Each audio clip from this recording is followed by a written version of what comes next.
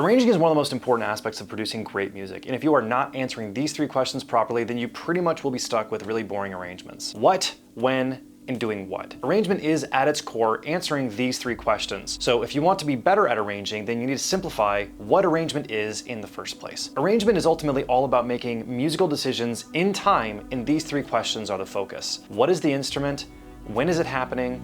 And what is it doing? If you can answer these 3 questions in a way that's really compelling, then you're way more likely to have arrangements that will hook your audience and keep them interested. Now, obviously, there's more to hooking your audience than just this. I need to make sure you understand that this is just one piece of the bigger puzzle. You still need killer sounds, killer performances, a killer mix, and all that jazz. But if you have all those things and then have a really boring arrangement, then those things really don't matter in the first place. So let's tackle these questions, because you don't just answer one question at a time. You have to work all 3 questions together when you're making decisions. So what is the instrument? That's pretty straightforward. What is the sound that you're actually using? When in time does this sound occur? Is this the intro, the verse, the chorus, the bridge? And then that third question, what is the instrument actually doing? Is it sustained, just doing chords? Is it melodic? Is it plucked? Is it rhythmic?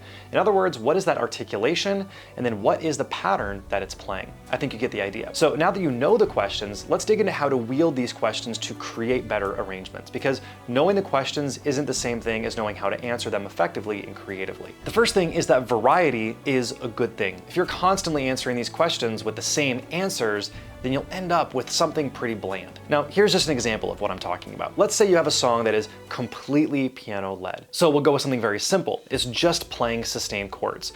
So the what, that first question, is piano. When? The whole song, right? This is the whole song. What is it doing? Sustained chords.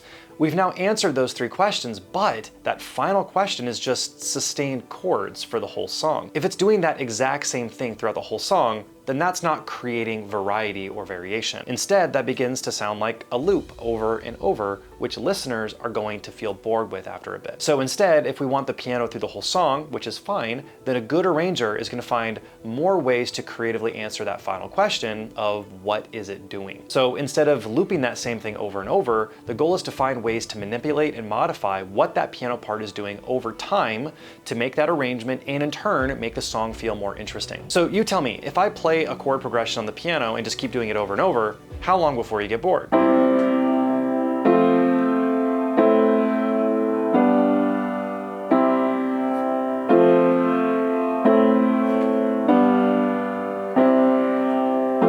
By now, I'm already bored. So I think you get the idea. If I just keep doing that over and over and over again, that's not very interesting. But what if instead I started with that sustained concept, and then the second time where I repeat that chord progression, I begin to change and manipulate that sound like this.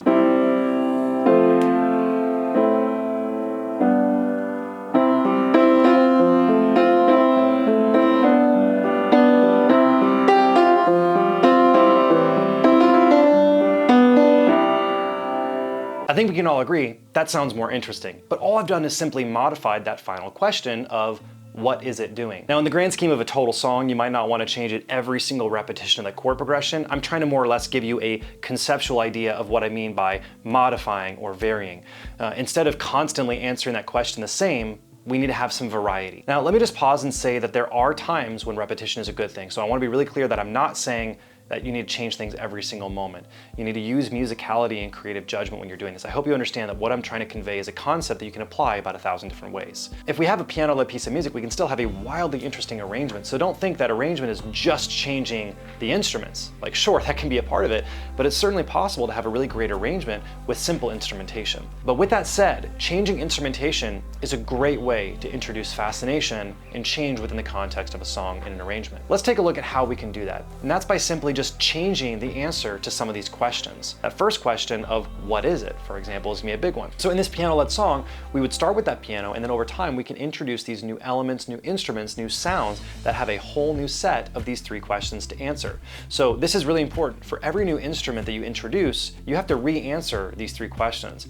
So if you simplify it down to this, then you can start to build complex arrangements in a way that doesn't feel random, but is more strategic. When I'm building big sounding arrangements, I'm asking these questions mentally. And the more you do this, the more you can do it without having to consciously think about it. It becomes natural, a bit like riding a bike. You just start to do it because you know this is how it goes. So we have piano, and then maybe I add in some guitar or some drums or some strings, and each new element I add comes with that new set of these 3 questions. So when you're laying out an arrangement, you can really think of it like taking a piece of paper and writing out each section of your song and literally conceptually making decisions about what you want to have happen.